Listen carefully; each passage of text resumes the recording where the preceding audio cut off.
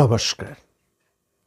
মহামতি অনন্তলালকে স্মরণ করে রামায়ণী ফল্গুধারার ১৫৮তম পর্বের আলোচনায় আমরা উপস্থিত হয়েছি।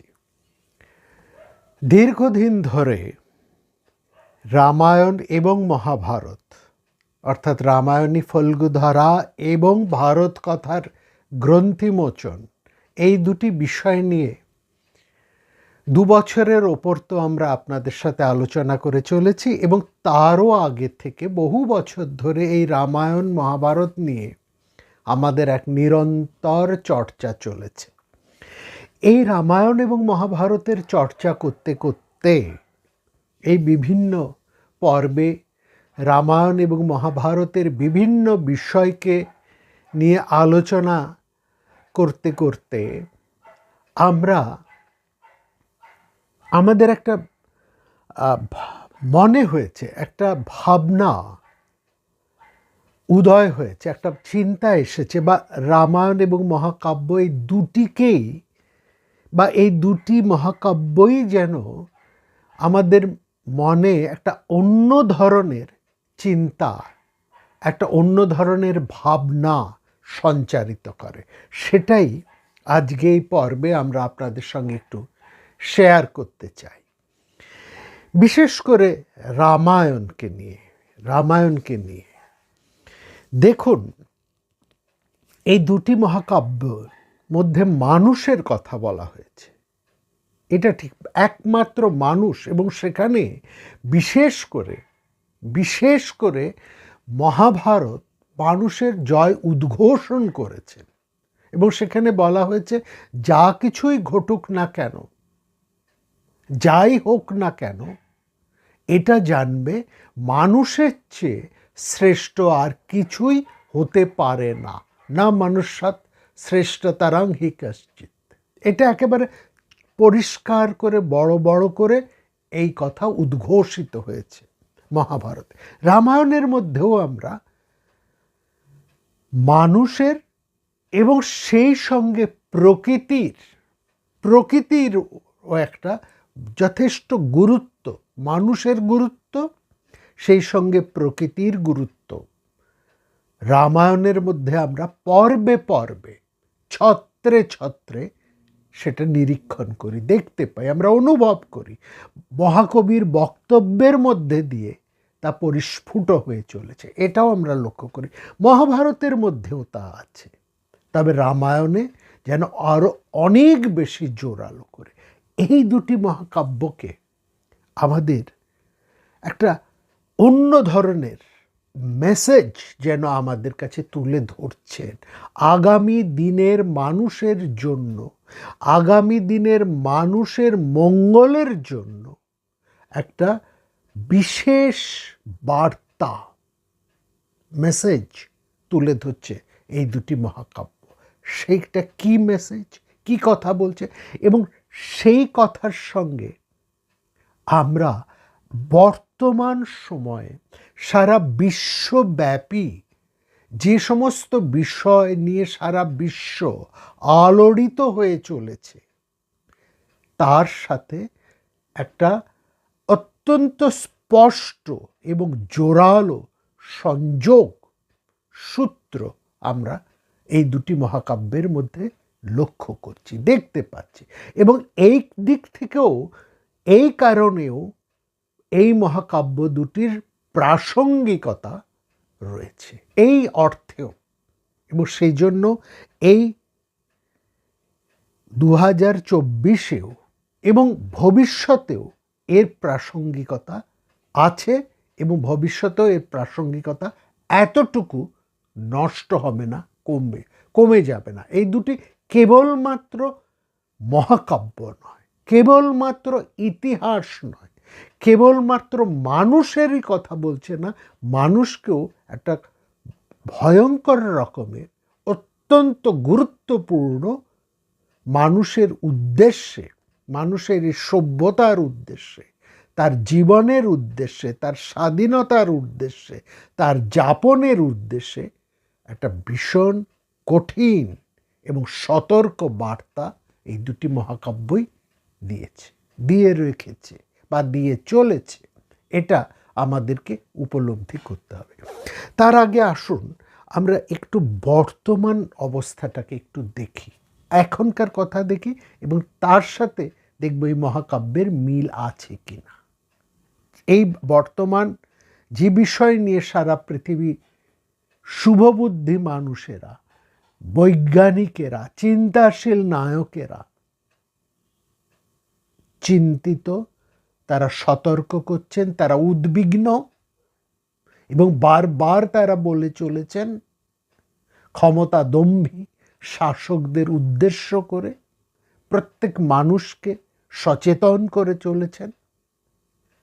তাদের বার্তা আর এই মহাকাব্যের বার্তার সাথে একটা যোগসূত্র, যে কথা আমরা বললাম, একটা জোরালো যোগসূত্র রয়েছে, একটা প্রাসঙ্গিকতার প্রশ্ন রয়েছে, সেটাই আমরা দেখব।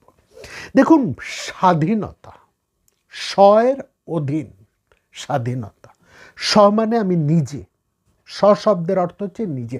আত্মাকে যদি আমরা নাও ধরি, ওই বৈদান্তিক দৃষ্টিভঙ্গিতে না নিয়েও যদি সরল করে অত্যন্ত সহজ ভাষায় আমরা বুঝি, বলতে একজন মানুষ সে তার নিজেকে বোঝায়, স্বয়ের অধীন সে, অর্থাৎ স্বাধীনতা, অর্থাৎ সে তার নিজের ইচ্ছে অনুসারে, নিজের চয়েস অনুসারে সে বাঁচতে চায়। এটা হচ্ছে মানুষের স্বাধীনতার প্রাথমিক শর্ত। মানুষ তার নিজের ইচ্ছে মতন বাঁচতে চায়। এখানে নিজের ইচ্ছে এবং স্বেচ্ছাচারিতা, এই দুটো কিন্তু আলাদা। এই দুটোর সাথে যেন নাম গুলিয়ে ফেলি আমরা। স্বেচ্ছাচারিতা, স্বাধীনতা এক নয়। আমরা নিজের ইচ্ছে আর স্বেচ্ছাচারিতা, এই দুটোকে সম্পূর্ণ বিপরীত মেরুর বিষয় বলেই আমরা গ্রহণ করছি, এবং মানুষ ঠিক সেটাই বোঝে। স্বেচ্ছাচারিতা সম্পূর্ণ ভিন্ন জিনিস, আর নিজের ইচ্ছে বাঁচা এটা সম্পূর্ণ আলাদা জিনিস। এখানে স্বেচ্ছাচারিত্বের এতটুকু স্থান নেই, এটা বুঝতে হবে। তো এই যে স্বাধীনতা, এই স্বাধীনতা মানুষের দুটি ক্ষেত্রে কি, এই সারা পৃথিবীতে কি আছে, প্রাথমিক দিক থেকে আমরা যদি দেখি, এই পৃথিবীতে কি আছে, দুটো জিনিস আছে। একটা আছে মানুষের রাজ্য, আরেকটা হচ্ছে প্রকৃতির রাজ্য। অন্যান্য প্রাণীরা, তাদেরকে এই বিষয়ের মধ্যে আমরা আনছি না। কেন আনছি না সেই কথাও আমরা বলছি। প্রকৃতির রাজ্যে একটা নিজস্ব নিয়ম আছে, সেই, এবং পশু সমাজেও তার একটা নিজস্ব নিয়ম আছে। সেই নিয়ম অনুসারে তারা চলে, তারা সেই নিয়মের অধীন। মানুষের রাজ্য, যাকে আমরা সমাজ বলি, একটা অরণ্য বলি, আরেকটা বলি সমাজ। একটা বলি প্রকৃতির রাজ্য বা অরণ্য, আরেকটা হচ্ছে অরণ্য এবং সম্পূর্ণ প্রকৃতি, বিশ্ব প্রকৃতি এবং অরণ্য। বিশ্ব প্রকৃতি মধ্যে অরণ্য আছে, মানুষের সমাজও আছে, আর কিছু প্রাণী আছে। এই প্রাণী এবং প্রকৃতি, অর্থাৎ গাছপালা, জল, নদী, পাহাড়, পর্বত ইত্যাদি, এই হচ্ছে প্রকৃতির রাজ্য, যেখানে পশুরা রয়েছে। আর আলাদা করে এই প্রকৃতির রাজ্য এবং পশু থেকে সম্পূর্ণত আলাদা করে মানুষের একটা সমাজ আছে। যেই সমাজে প্রকৃতির আছে, সেই সমাজে পশুও আছে, কিন্তু সেখানে মানুষ হচ্ছে প্রধান, আর প্রকৃতির রাজ্যে প্রকৃতি হচ্ছে প্রধান। এই হচ্ছে দুটো বিষয়। তো প্রকৃতির রাজ্যে যেমন একটা তার নিজস্ব নিয়ম আছে, সেই নিয়ম অনুসারে সে চলে। মানুষের সমাজেও তার একটা নিজস্ব নিয়ম আছে। সেই সঙ্গে মানুষের সমাজ এবং প্রকৃতির যে রাজ্য, প্রকৃতির অন্তর্ভুক্ত যে রাজ্য, তার যে পরিবেশ এবং মানুষের যে পরিবেশ, তার মধ্যে একটা না, অন্তত দুটো পার্থক্য আছে। কি সেই পার্থক্য? মানুষের একটা স্বাধীনতা আছে। প্রকৃতির রাজ্যে প্রকৃতির অন্তর্গত যারা আছে তারা প্রত্যেকেই প্রকৃতির সেই নিয়মের অধীন, তাদের সেই নিয়মের বাইরে কোনো স্বাধীনতা নেই।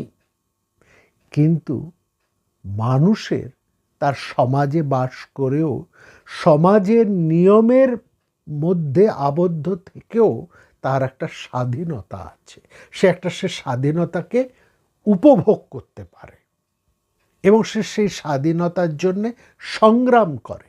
এই স্বাধীনতার আরেকটি অর্থ হচ্ছে অধিকার।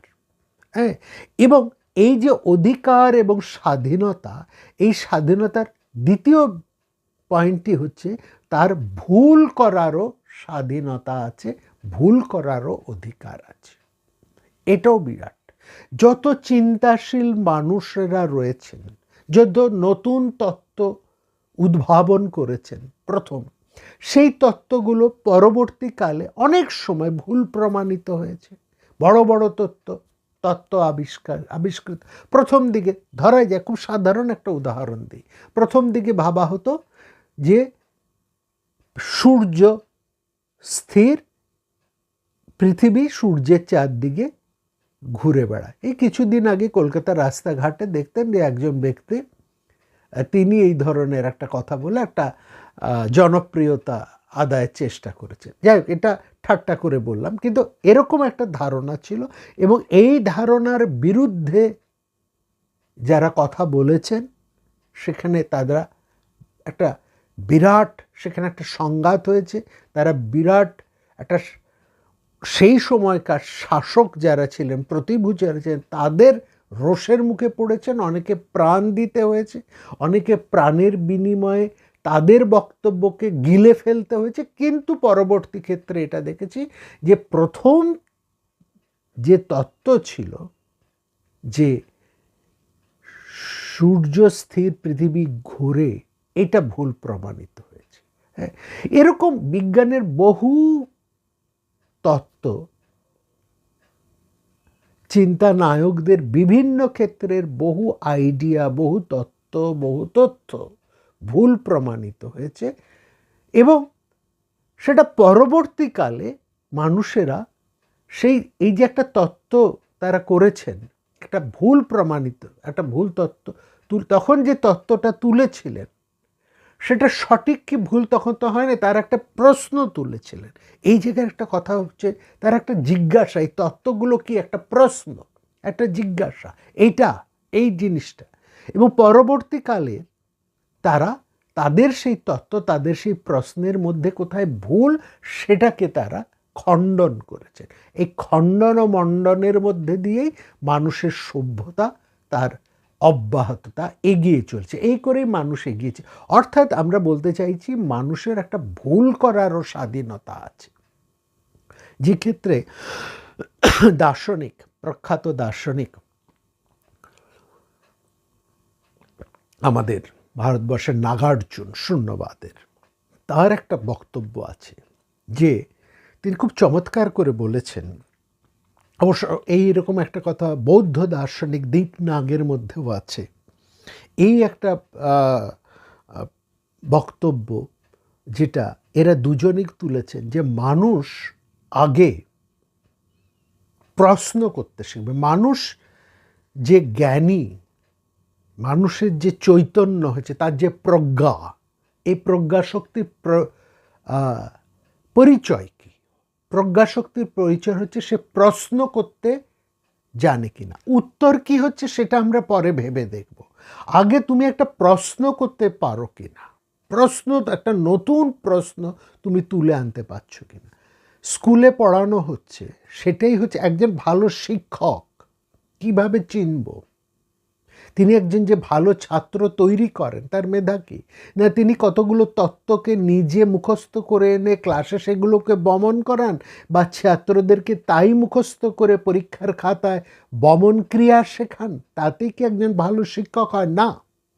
একজন ভালো শিক্ষকের কাজ হচ্ছে ছাত্রদের মনে বা ছাত্রদেরকে সেই সাহস জোগানো, সেই শিক্ষা জোগানো, সেই উৎসাহ সৃষ্টি করা, যাতে ছাত্ররা ভালো প্রশ্ন করতে পারে, নিছক প্রশ্ন করার জন্য প্রশ্ন নয়, ভালো প্রশ্ন করতে পারে। যেই প্রশ্নটা উঠলে সেই প্রশ্ন নিয়েই পরবর্তীকালে অনেকেই চিন্তা করতে বসবে। সমস্ত চিন্তা নায়কদের এই চিন্তার, সমস্ত দর্শনের মূলেই আছে কিন্তু একটা জিজ্ঞাসা, একটা প্রশ্ন। সো দিস জিজ্ঞাসা এবং প্রশ্ন ইজ সো ভাইটাল, এত গুরুত্বপূর্ণ।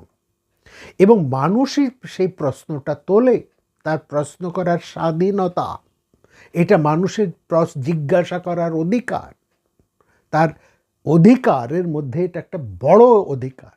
কেবলমাত্র বাক স্বাধীনতা, কথা বলার অধিকার মানে হচ্ছে তার প্রশ্ন করার অধিকার। এবং এই অবশ্যই এই প্রশ্ন করাটা হবে যুক্তিসঙ্গত প্রশ্ন, অনর্থক প্রশ্ন নয়, অহেতুক প্রশ্ন নয়, কোনো খারাপ উদ্দেশ্য নিয়ে প্রশ্ন নয়। প্রশ্নটা হবে সযৌক্তিক প্রশ্ন তোলাই একটা প্রজ্ঞাবান মানুষের নিদর্শন বা উদাহরণ। অর্থাৎ একজন মানুষের প্রজ্ঞা আছে এটা বোঝা যায়, একটা ছেলের ইন্টেলিজেন্স আছে, অর্থাৎ সে একটা ভালো প্রশ্ন করতে পারে, নির্দ্বিধায় মেনে নেয়। পশুরা নির্দ্বিধায় মেনে চলে আইন, প্রকৃতি, কিন্তু মানুষ নির্দ্বিধায় কোনো কিছু মেনে চলে না, তার ইতিহাস সেটা বলে না। মানুষ প্রশ্ন করতে পারে বলেই, এবং প্রশ্নে উত্থিত বিষয়কে নিয়ে তারা চিন্তা করে তার সমাধান করতে পারে, এবং সেই সমাধানেরও ভুল তারা আবার নতুন করে নির্দেশ করে তার সেই ভুল ত্রুটির সংশোধন করতে পারে বলেই তারা মানুষ। এইখানেই মানুষের অগ্রগতি। সুতরাং যে কথা আমরা বলছি, মানুষের দুটো স্বাধীনতা আছে। একটা আছে তার নিজস্ব চিন্তা করার স্বাধীনতা, এবং তার বাঁচার স্বাধীনতা, তার প্রশ্ন করার স্বাধীনতা, এবং সেই সঙ্গে তার পছন্দের স্বাধীনতা। হ্যাঁ, পছন্দেরও তার একটা স্বাধীনতা আছে, এবং তার অন্তত ভুল করার স্বাধীনতাও আছে। এটা হচ্ছে মানুষ। আমরা 19 শতকের মানুষের এই যে স্বাধীনতার লড়াই যেটা আমরা দেখেছি, সেটা হচ্ছে কি, একটা কৃতদাসত্বের বিরুদ্ধে লড়াই, কৃতদাস প্রথার বিরুদ্ধে লড়াই, বা এই সময়টাকে অনেকে বলা হয় সাদা কালোর লড়াই।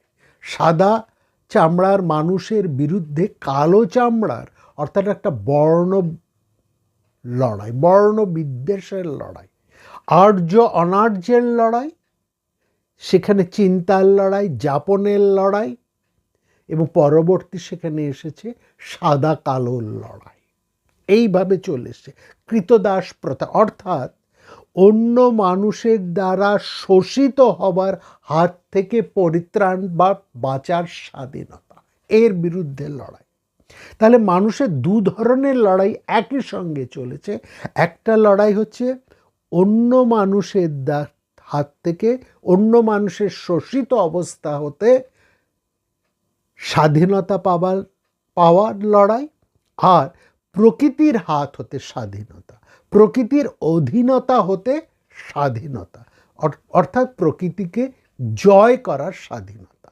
মানুষ তার প্রাচুর্যের সাধনা মধ্যে এই দুটি সাধনাকে নিয়ে এসছে।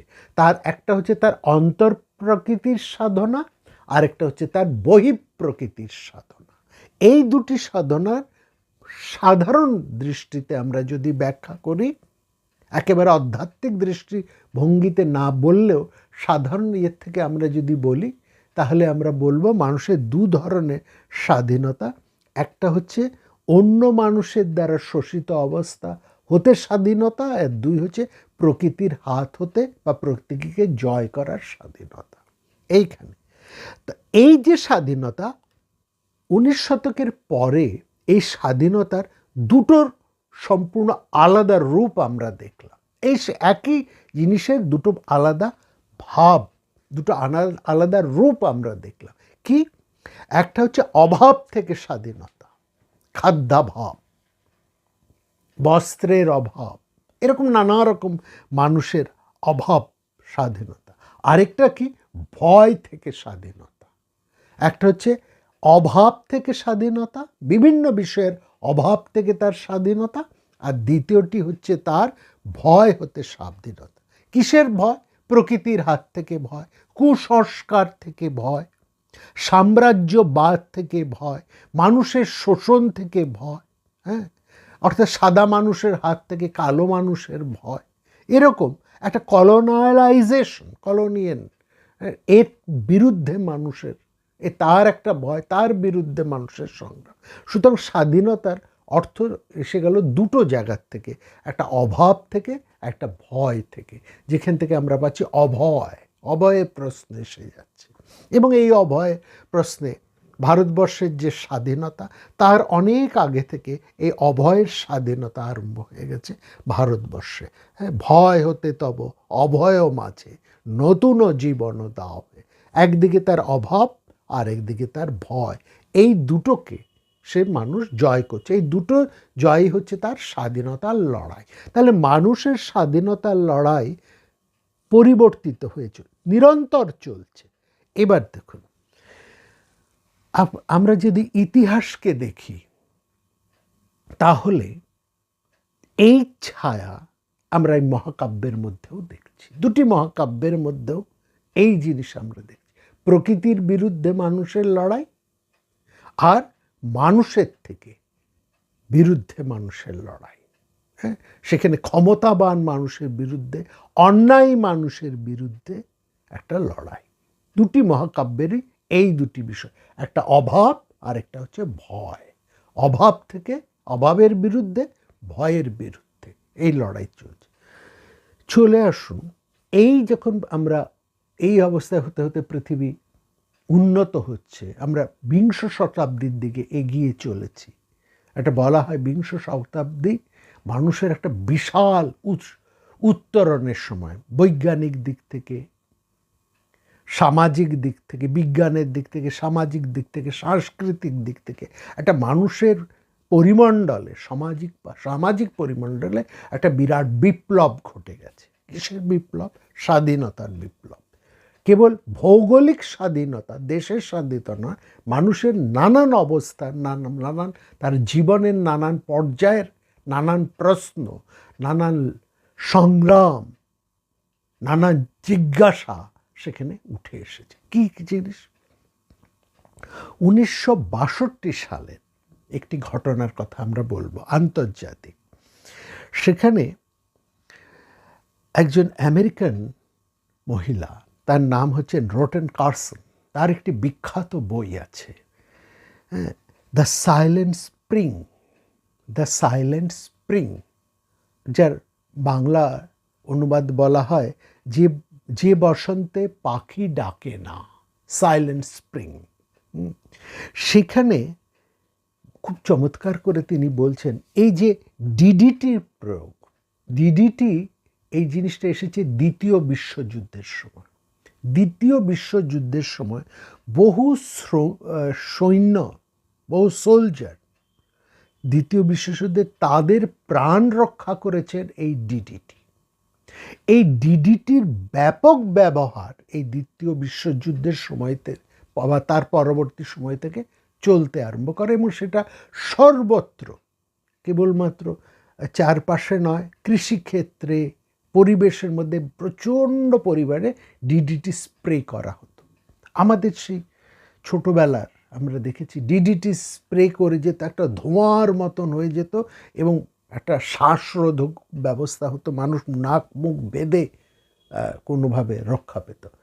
এই রোটেন কার্সন তার এই বিখ্যাত বই দ্য সাইলেন্ট স্প্রিংয়ে তিনি একটা তথ্য তুলে, তিনি কি বলব, স্ট্যাটিস্টিক্যালভাবে তিনি সেখানে প্রমাণ করেছেন এই ডিডিটি প্রয়োগের ফলে পাখি মরছে, হ্যাঁ, তারপরে ফুল ঝরে যাচ্ছে, গাছপালা নষ্ট হয়ে যাচ্ছে, প্রকৃতি ধ্বংস হয়ে যাচ্ছে।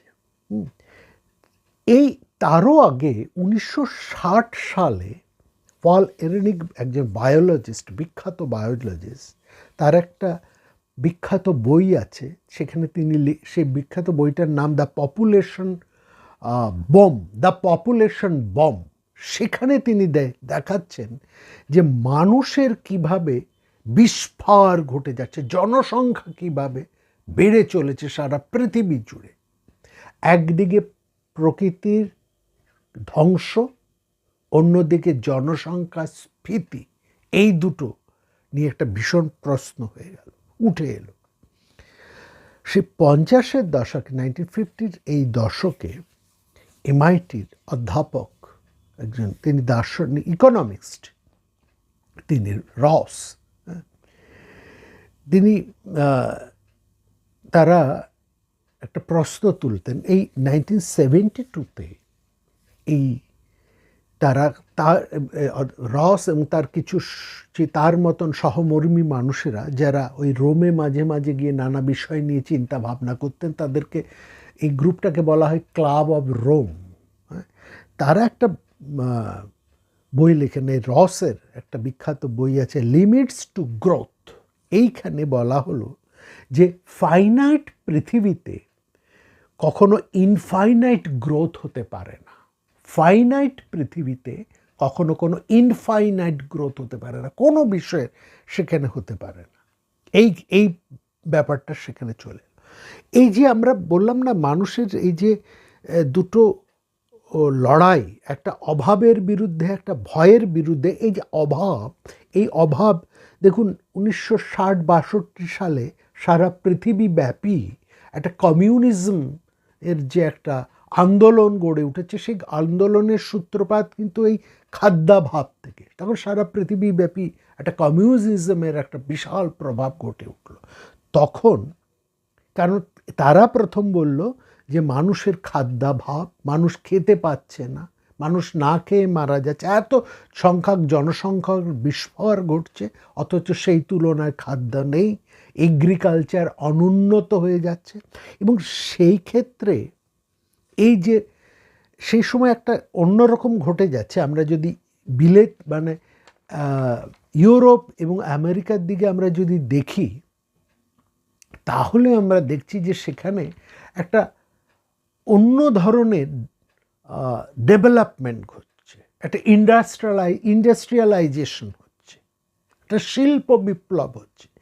এই শিল্প বিপ্লবের ফলে একটা উন্নত ধরনের সমাজ তৈরি হচ্ছে, শহর কেন্দ্রিক জীবনযাপন গড়ে উঠছে, কৃষি সেখানে নষ্ট হচ্ছে, কৃষিজীবীরা তারা তাদের বৃত্তি থেকে বাধ্য হচ্ছে, যেহেতু কৃষি জমি নষ্ট হচ্ছে, অর্থাৎ কৃষি জমির বিনিময়ে কৃষি জমিরকে মেরে ফেলে সেখানে ইন্ডাস্ট্রিয়ালাইজেশন হচ্ছে, একটা অন্য ধরনের সভ্যতা গড়ে উঠছে এবং বিপুল একটা উন্নতি হচ্ছে। তার ফলে এই কৃষির মানুষেরা তারা তাদের স্বাধীন বৃত্তি থেকে, তাদের সম্মানজনক অবস্থা থেকে বাধ্য হচ্ছে শ্রমিকের কিউতে দাঁড়াতে, শ্রমিক বৃত্তি গ্রহণ করতে তারা বাধ্য হচ্ছে।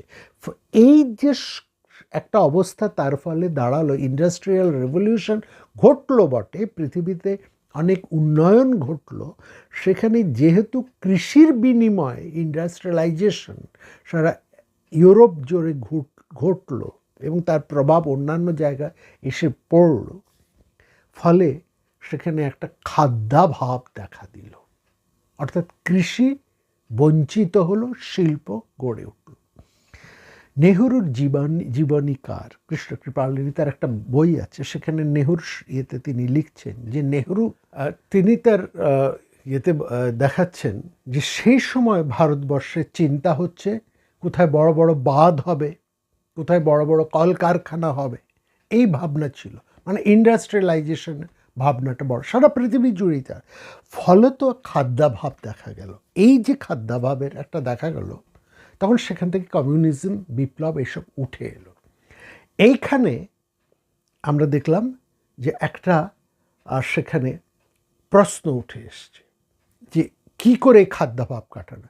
পরবর্তীকালে আমরা দেখছি এই 50-এর বা 60-এর দশকের দিকে আর সারা পৃথিবীর যুগে টেকনোলজির যেমন ডেভেলপমেন্ট হলো, তখন সেখানে একটা আর্টিফিশিয়াল ফার্টিলাইজার বা high unique variety of wheat, যেটা মেক্সিকোতে কাল্টিভেট হলো, যেটা ভারতবর্ষ আমদানি করলো তার তারা বলে দিল যে এই বিজ্ঞানের এই উন্নতির ফলে খাদ্যাভাব দূর হয়ে যাবে।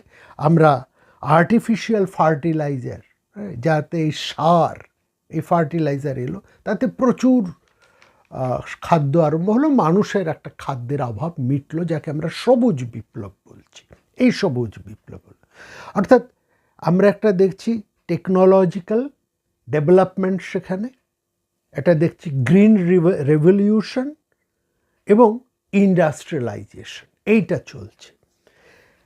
তার কিছু পরে, আরও কিছু পরে 1975 সালে চিন্তাবিদদের মধ্যে তারা নতুন একটা প্রশ্ন তুললেন, এবং তার সেই প্রশ্নর ফলশ্রুতি স্বরূপ ইউনাইটেড নেশন, ইউএনওতে 1975 সালকে উইমেন্স ইয়ার বলে তারা ঘোষণা করল। নারী উইমেন্স ইয়ার 1975কে নারী বর্ষ। এবং সেখানে প্রশ্ন উঠল মেয়েদের অবস্থান, মেয়েদের অধিকার, এবং সেখানে ভারতবর্ষের বীণা মজুমদার ছিলেন ইন্ডিয়ান চেয়ারপারসন, তার আগে নানান কথা বললেন। কিন্তু সেখানেও কিছু দুটো আবার সেখানে ক্রিটিক্স সেখানে উঠে এলো, দুটো সমালোচনা উঠল। এই ক্ষেত্রে প্রথম সমালোচনা হলো, এই যে যাকে আমরা আধুনিকতা বলছি, নারী স্বাধীনতার আন্দোলন বলছি, সেটা কি পুরুষতান্ত্রিকতার বাইরে, নাকি আধুনিকতার না ভেতর দিয়েও পুরুষের এক অন্য ধরনের ক্ষমতা চলছে? এই ক্রিটিক বা এই সমালোচনা, এই প্রশ্ন উঠে এসছে। সেই সঙ্গে আরেকটা প্রশ্ন যেটা খুব গভীরভাবে ওই 1975 সালে সারা পৃথিবী জুড়ে বেশ জোর গলায় উঠল, তার আগে স্তিমিত বয়স ছিল, টিমিড, এখন সেটা অত্যন্ত স্পষ্ট এবং জোরালোভাবে উঠল, সেটা হচ্ছে পরিবেশ সংক্রান্ত উন্নয়ন। সেখানে প্রশ্ন হলো, এই যে মানুষের বিপুল উন্নয়ন, এই যে টেকনোলজিক্যাল ডেভেলপমেন্ট, এই যে আর্টিফিশিয়াল ফার্টিলাইজার, এই যে গ্রিন রেভলিউশন, এবং তার সঙ্গে মানুষের জনসংখ্যার বিস্ফোর, এই সব মিলিয়ে এই যে উন্নয়ন, এই উন্নয়ন কি পরিবেশের ক্ষতি করছে? এই প্রশ্ন উঠে এলো। অর্থাৎ এই প্রশ্ন হচ্ছে রামায়ণের প্রশ্ন। এই যে লঙ্কার সভ্যতা, এই যে সভ্যতা, সেটা তো একটা যান্ত্রিক সভ্যতা, একটা যন্ত্র সভ্যতা। ভারতবর্ষের অন্য জায়গায় কৃষি সভ্যতা, আমরা রামায়ণের মধ্যে দেখছি যন্ত্র সভ্যতা। মহাভারতের মধ্যে দেখছি আমরা নগরায়নের একটা সভ্যতা উঠছে।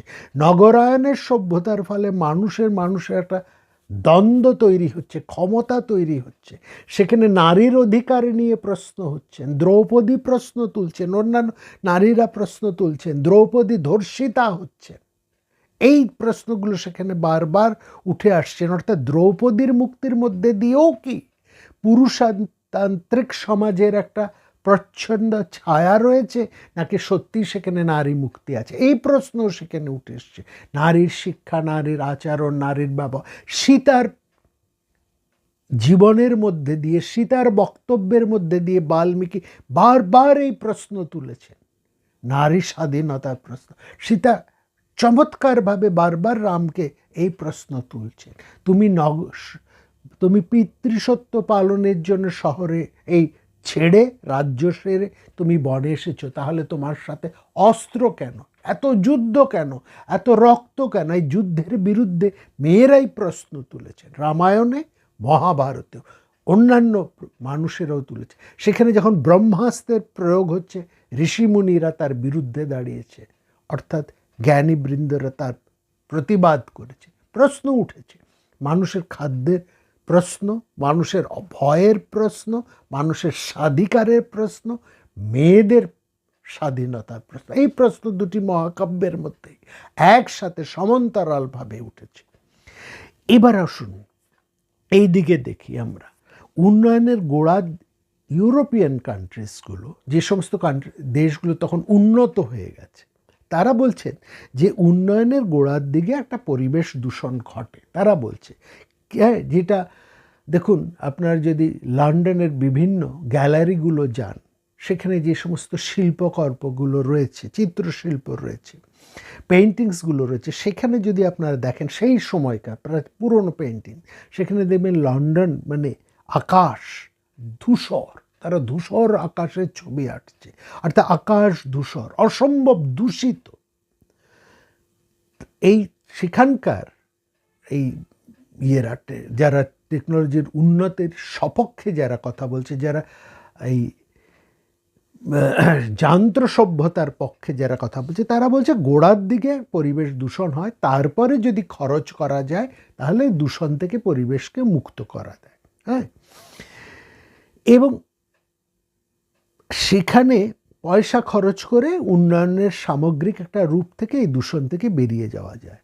ফলে 1950-এর দশকে আধুনিকরণের যে আইডিয়া ছিল, যে বক্তব্য ছিল, হ্যাঁ, যে টেকনোলজির ডেভেলপমেন্টের কথা সেখানে যেটা ছিল, সেখানে যে ইন্ডাস্ট্রিয়ালাইজেশনের যে জয়কারের কথা ছিল, সেই যে একটা অবিতর্কিত অবিসংবাদী যে তথ্য ছিল, সেটা কিন্তু আর রইল না 60-70-এর গোড়ায় এসে। এখানে প্রশ্ন উঠে গেল যে যা অবিতর্কিত বিষয় ছিল তার অবিতর্কিত অসংবাদী রইল না। সেখানে এই একটা এর বিরুদ্ধে, পরিবেশের বিরুদ্ধে, মানুষের স্বাধীনতার প্রশ্নে, নারী স্বাধীনতার প্রশ্নে, সামাজিক নানান মূল্যবোধ, সামাজিক প্রশ্নে, মানুষ সহ অন্যান্য পশুদের সহাবস্থানের সঙ্গে বিশেষ করে পরিবেশের সম্পর্কে নানান ভাবনা, নানান প্রশ্ন, নানান অধিকারের কথা সেখানে উঠে এলো। এখানে লক্ষ্য করুন, ইউরোপের যে উপনিবেশ বা সাম্রাজ্যবাদ, সেটা মোটামুটি শেষ হয়েছে 1990-এর আশেপাশে।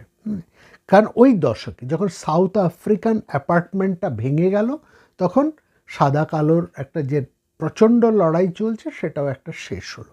সেখানে আবার লক্ষ্য করুন, ভিয়েতনামের যুদ্ধ শেষ হলো 1975 সালে। এটা অন্য ধরনের একটা সাদা কালোর লড়াই, অন্যান্য একটা প্রকৃতি বনাম ইন্ডাস্ট্রিয়ালাইজেশনের একটা লড়াই সেখানে চলেছে। চীনের একটা নতুন ভাবনা সেখানে উঠল, হ্যাঁ, সেটা 1966 সালে চীনের একটা কালচারাল রিভলিউশন সেখানে উঠে এলো। এই জায়গা থেকে একটা নতুন ভাবনা, একটা নতুন ধারণা উঠে এলো এই সময়ে।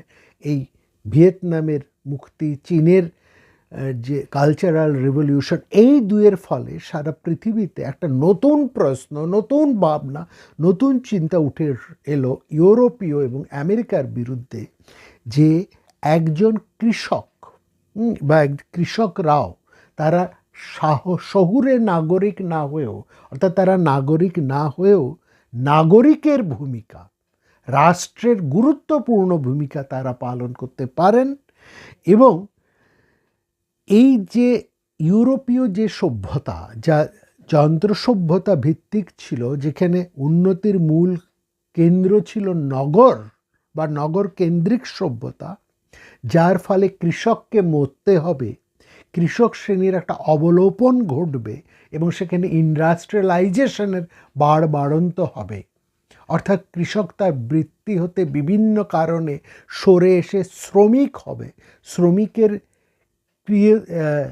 লাইনে এসে দাঁড়াবে, হ্যাঁ, কৃষি ব্যবস্থা ধ্বংস করে ইন্ডাস্ট্রিয়ালাইজেশন হবে। চীন, ভিয়েতনাম, এই সমস্ত জায়গা থেকে যে ভাবধারা উঠে এলো, তারা দেখালো যে কৃষকরাও, কৃষি ব্যবস্থাও দেশের উন্নতিতে সমানভাবে যুক্ত হতে পারে, তারা তাদের নিজেদের বৃত্তিতে থেকে। এখানেই একটা সারা পৃথিবীতে জুড়ে একটা কৃষক বিদ্রোহ হলো। এই যে কৃষক বিদ্রোহ, এবং সেখান থেকে আমাদের এই যে সাবআল্টার্ন স্টাডিজ যেটা এখন খুব শোনা যায়, জানি সারা পৃথিবী জুড়ে একটা চর্চা হচ্ছে, সেটাও এই 1960, 65, 70-এর দশক থেকে এই ভাবনাটা সেখানে উঠেছে। অর্থাৎ দৈনন্দিন যে একটা অবমাননা, একটা তার ব্যক্তি স্বাতন্ত্র্যের অবমাননা, তার নিজের একটা স্বাধীন বৃত্তি থেকে তাকে বাধ্য করা হচ্ছে কিউতে দাঁড়ানো। হ্যাঁ, তুমি রেশন পাবে, রেশনে তোমাকে খাদ্য দেওয়া হবে, কিন্তু তোমাকে ওখানে দাঁড়াতে হবে। এই যে অবমাননা, কারখানার শ্রমিকের জীবনের দৈনন্দিন জীবনকে যে হেয় করা, একটা এলিট সমাজ আর একটা শ্রমিক সমাজ, একটা খেটে খাওয়া সমাজ, একটা হোয়াইট কালার জব আর একটা শ্রমিক সমাজ, এই যে একটা সামাজিক অবমূল্যায়ন, একটা সামাজিক দৃষ্টিভঙ্গিকে অন্যকে হেয় করা, এর বিরুদ্ধেও এই যে স্বাধীনতার লড়াই চলছে।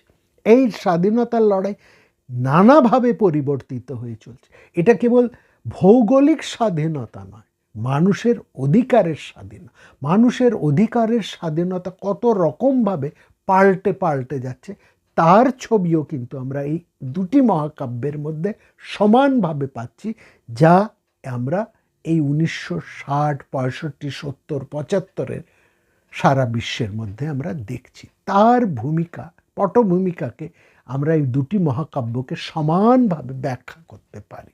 একই ছবি সেখানে রয়েছে। অর্থাৎ মানুষের যে স্বাধীনতা, যে লড়াই, সেখানে তারা বলছে যে এক্সটেনশন অফ লাইফ, হ্যাঁ, জীবনকে বিস্তৃত করার অধিকার তারা চাইছে, মানুষ চাইছে। সেখানে দেখুন, এই যে লঙ্কার রাবণের, এই যে গত পর্বে আমরা বলছি, সেই রাবণ ভাবছেন আমি এত তাদেরকে দিয়েছি, আমার জন্যই তো লঙ্কাবাসীর আজকে এত উন্নতি, এত সমৃদ্ধি, এত যশ, তাহলে তারা কেন আজকে বিদ্রোহ করছে?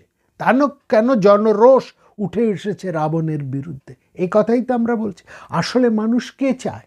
মানুষ সমৃদ্ধি চায়, বা চায়, সেই সঙ্গে মানুষ চায় তার জীবনকে বিস্তৃত করার অধিকার, চায় তার স্বাস্থ্যের অধিকার, চায় সে শিক্ষার অধিকার, চায় সে নিউট্রিশনের অধিকার। এটা মানুষ চায়।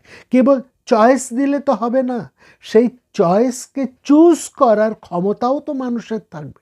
লঙ্কার মানুষের জীবনকে উন্নত করে দিয়েছেন রাবণ, নিঃসন্দেহে, কিন্তু লঙ্কার মানুষ সহজ চায় কি?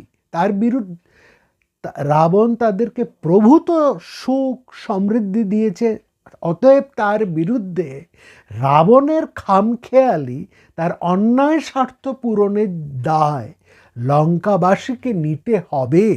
লঙ্কার প্রতিটি পরিবার, প্রতিটি গৃহ, প্রতিটি পুরুষ, প্রতিটি নারীকে তার দাম দিতে হবে।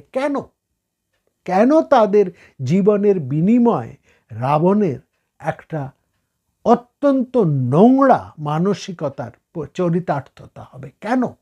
এই প্রশ্ন উঠে আসে। এই প্রশ্ন তো আমাদের বর্তমান সময়েরও প্রশ্ন।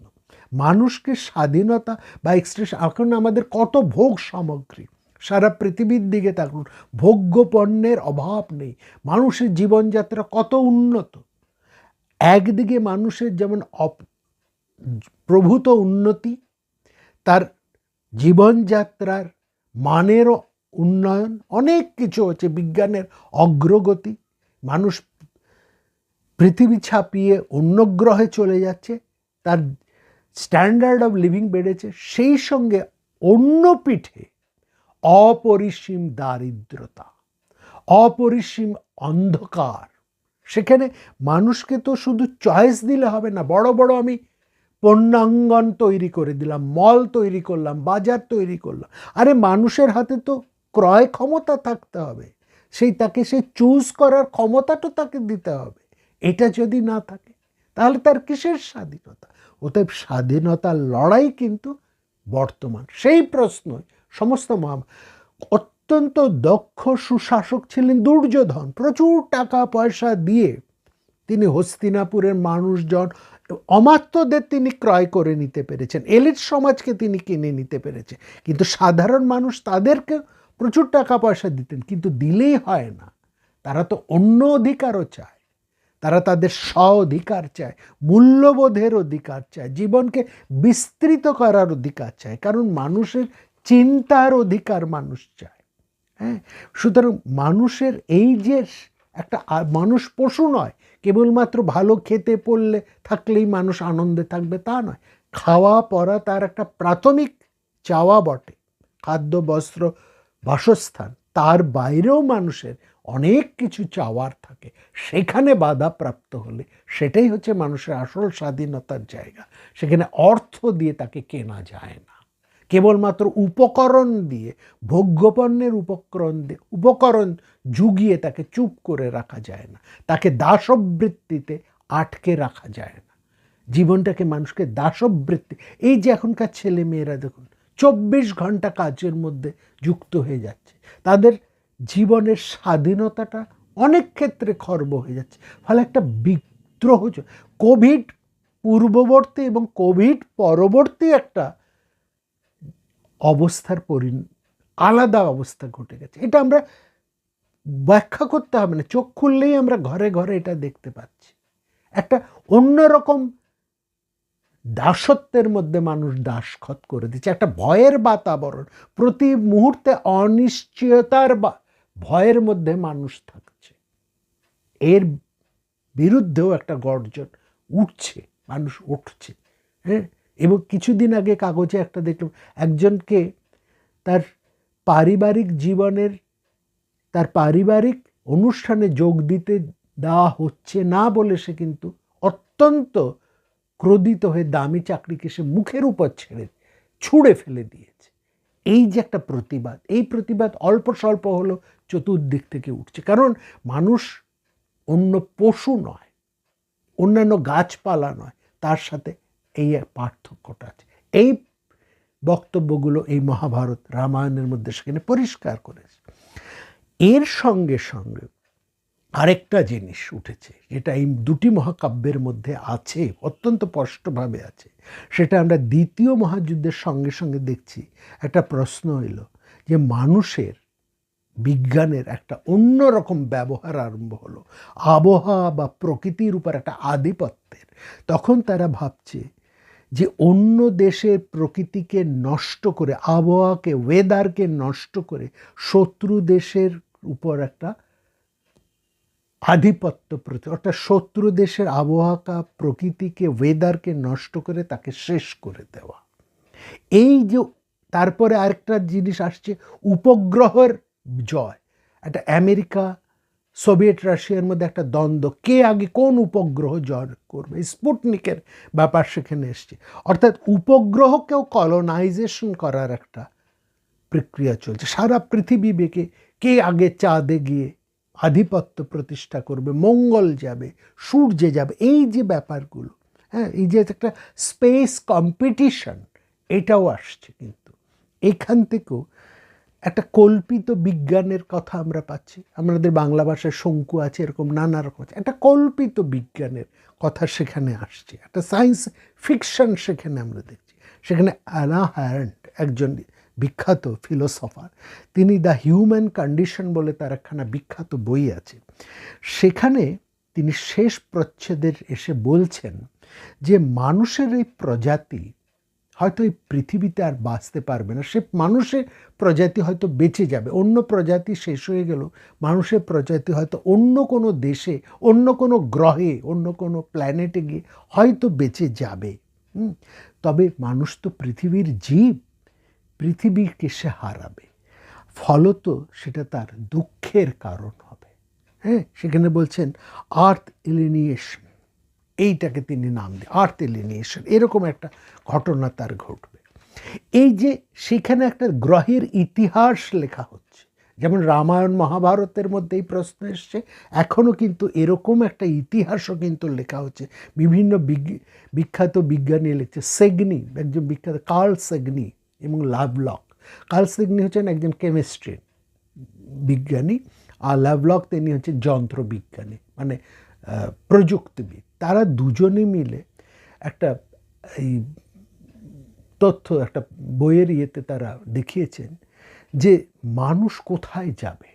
এই যে মানুষ পৃথিবীকে নষ্ট করে ফেলছে, আবহাওয়া নষ্ট হয়ে যাচ্ছে, ওজোন স্তরের মধ্যে ফুটো হয়ে যাচ্ছে, সরাসরি সূর্যালোক চলে আসছে। হ্যাঁ, এই যে জিনিসটা এখানে চলে আসছে, তাই না? এই ক্ষেত্রে মানুষ কোথায় যাবে? সে তো ভেনাসে যেতে পারবে না, ভেনাস অত্যন্ত গরম, সেখানে গিয়ে সে বাস করতে পারবে না। মার্স, মঙ্গল হচ্ছে অত্যন্ত ঠান্ডা, সেখানেও সে যেতে পারবে না। তাহলে তাকে যাবে কোথায়? অর্থাৎ তাকে বলছে তাকে এই পৃথিবীকে রক্ষা করতে হবে। এখান থেকে এই পরিবেশ ভাবনা অত্যন্ত জোরালো হয়ে একটা প্রতিবাদ হয়ে উঠছে, পরিবেশ ভাবনা নিয়ে, পরিবেশ সচেতনা নিয়ে আন্তর্জাতিক একটা প্রশ্ন উঠে আসছে। হ্যাঁ, বিজ্ঞানও তখন সবার ভাবতে আরম্ভ করছে যে মানুষের স্বাধীনতার কথা, তার বেঁচে থাকার স্বাধীনতা। দেখুন, মানুষ নির্ভর করে অক্সিজেনের উপরে। মানুষ অক্সিজেনের কনজিউমার, প্রডিউসার নয়। মানুষ অক্সিজেনের বেনিফিশিয়ারি, সে ইজ নট দ্য প্রডিউসার। কে যোগান দেয়, কারা প্রডিউস করে? প্রডিউস করে কিছু ব্যাকটেরিয়া, শ্যাওলা, কিছু গাছপালা, প্রকৃতি, হ্যাঁ, সমুদ্রের অন্তর্গত সমস্ত প্রাণী তারা, এবং সমুদ্রের থেকে তারা 60% অক্সিজেনের যোগান দেয় এইসব প্রাণীরা, যাদেরকে মনুষ্যতর আমরা বলি। গ্রাহ্যই করি না, গাছপালাকে নিধন করি, এই প্রাণীদেরকে মেরে ফেলি, কেমিক্যাল প্রয়োগ করি তাদের উপরে। এই যে বছর পর বছর যারা আমাদের বেঁচে থাকার অক্সিজেন সাপ্লাই করছে, যাদের মুহূর্তে আমরা বেঁচে আছি, আমরা তাদেরকে ধ্বংস করছি, অরণ্য ধ্বংস হচ্ছে। এই অরণ্য ধ্বংসের বিরুদ্ধে রামায়ণের মধ্যে প্রত্যেক পর্বের ভীষণভাবে ছত্রে ছত্রে একটা বিরোধের কথা আছে। সেখানে যেমন প্রকৃতির বর্ণনা আছে, এবং প্রকৃতিকে যারা নষ্ট করছে সে রাবণীয় সভ্যতার বিরুদ্ধে কথা উঠেছে। এবং সেখানে রামচন্দ্রকেও বলছে, তুমিও বাপু নগর থেকে এসছো, তুমিও সাবধান, তুমি এই অরণ্যকে ধ্বংস করো না। আরেক একটা ক্ষতিকারক মানুষকে ধ্বংস করতে গিয়ে সাবধান, অরণ্য যেন ধ্বংস না হয়।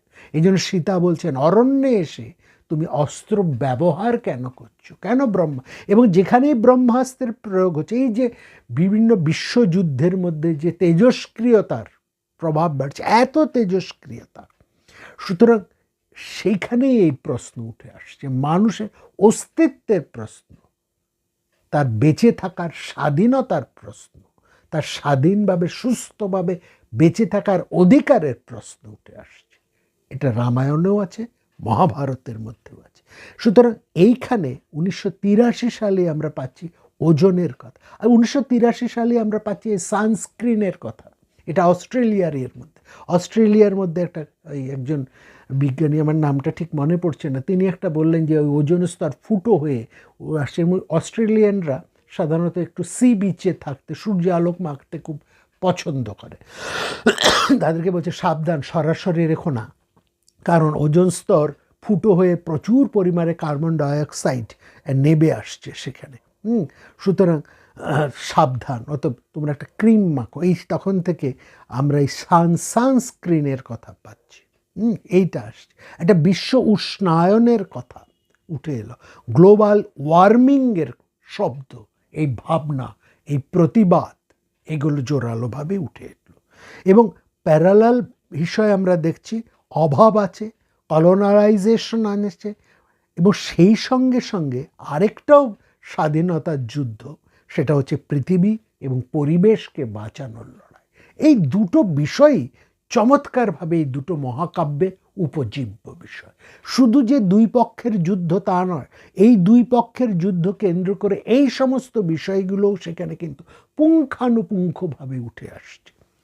হ্যাঁ, 1989 সালে রিও কনফারেন্স হয়। সেখানে আমাদের ভারতবর্ষ থেকে দুজন বিখ্যাত মানুষ গেছিলেন, একজন অনিল আগরওয়াল, সম্প্রতি তিনি মারা গিয়েছেন, আরেকজন হচ্ছেন সুনিতা নারায়ণ।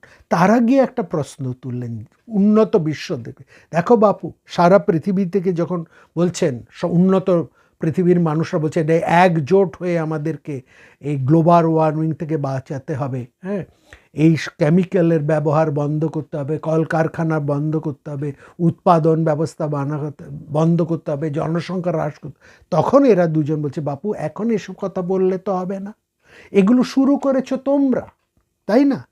তোমরা এর সবচাইতে বেশি রেসপন্সিবিলিটি কারা নেবে? উন্নত দেশ না অনুন্নত দেশ? উন্নত দেশরা, অর্থাৎ হিস্টোরিক্যাল রেসপন্সিবিলিটি কার? উন্নত দেশরা, তারা পার ক্যাপিটা ইনকাম বাড়াবার জন্য যথেচ্ছভাবে প্রকৃতির উপরে কেমিক্যালের প্রয়োগ করেছে, ইন্ডাস্ট্রিয়ালাইজেশন করেছে, নানা কিছু বিশ্বকে উষ্ণায়ন করেছে। এখন নিজেদেরকে রক্ষা করার জন্য তোমরা যদি এই দায়ভার অনুন্নত দেশদের উপরে চাপিয়ে দাও, যারা কেবলমাত্র বেঁচে থাকার সামান্যর ভাত কাপড়ের রসদের জন্য ইন্ডাস্ট্রির ব্যবস্থা করে, জীবনযাত্রার মান উন্নয়নের জন্য না, তাদের উপর এটা দায়ভার সবটা চাপিয়ে দিলে তো চলবে না। সুতরাং এই তর্ক সেখানে উঠেছে। অর্থাৎ এইখানে দেখুন আরেকটা জিনিস এর সঙ্গে সঙ্গে আসছে, মানুষের চাষ যে বাড়ছে তা না, মানুষের জনসংখ্যা যে বাড়ছে তা কেবল নয়, কৃত্রিম উপায়ে শস্য ফলানো হচ্ছে কেমিক্যাল প্রয়োগ করে তাও নয়, পশুর চাষও হচ্ছে। মানুষ মাংস খাবার জন্য, দুধের জন্য প্রচুর পশুর চাষ করে। এই কেমিক্যালি ভাবেও সেটা কিন্তু ডিম, মুরগির থেকে বেশি ডিম, একটা মুরগির থেকে ভালো ডিম পেতে যে সময়টা দরকার আমরা সেই সময়টা দিই না, অল্প সময়ে বেশি পরিমাণ ডিম কিভাবে মুরগির থেকে পাবো। এই যে চাষ, অর্থাৎ সেখানে মানুষের অধিকার, পরিবেশের অধিকার, সঙ্গে সঙ্গে পশুরও অধিকার, এই তিনটে প্রশ্ন নিয়েই কিন্তু উঠে আসছে। মানুষ যেন উল্কার মতন ব্যবহার করছে, উল্কার মতন কাজ করে চলছে এই পৃথিবীর উপরে। একটা বিষ, একটা হলাহল, একটা হলাহলের প্রমত্ততায় মানুষ উন্মত্ত হয়ে চলেছে। এই দুটি মহাকাব্য সেই হলাহলেরই মহাকাব্য।